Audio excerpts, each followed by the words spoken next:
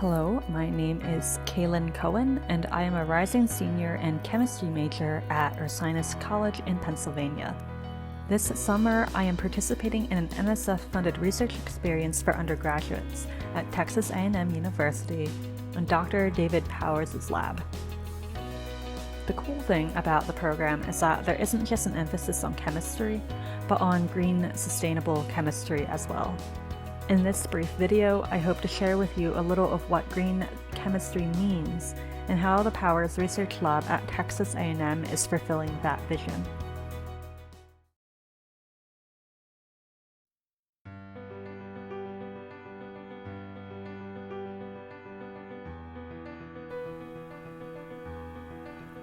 Chemistry is everything. Chemistry went into the coffee you had this morning, into the water that came out of your faucet, the materials that made your shoes, your phones, and the world around us.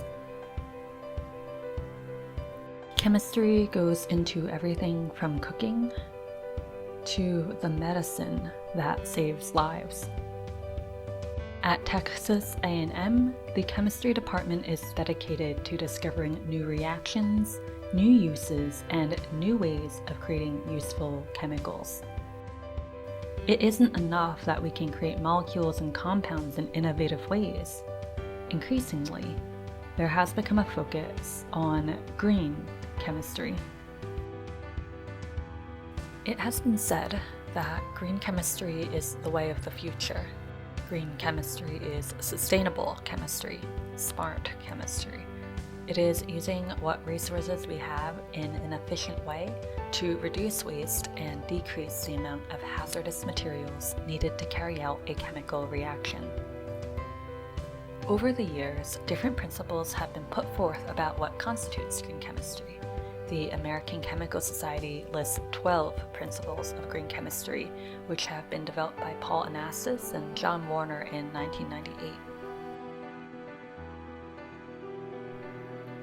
Some of these principles are preventing waste, using chemicals efficiently, using less hazardous substances and less of them, and catalysis.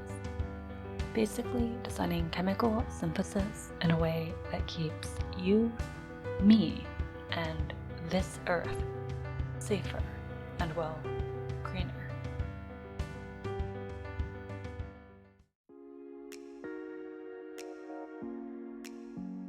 One of the main areas of interest for the Powers Lab is chemical catalysis and sustainably generating intermediates in a catalytic cycle through the use of environmentally friendly compounds.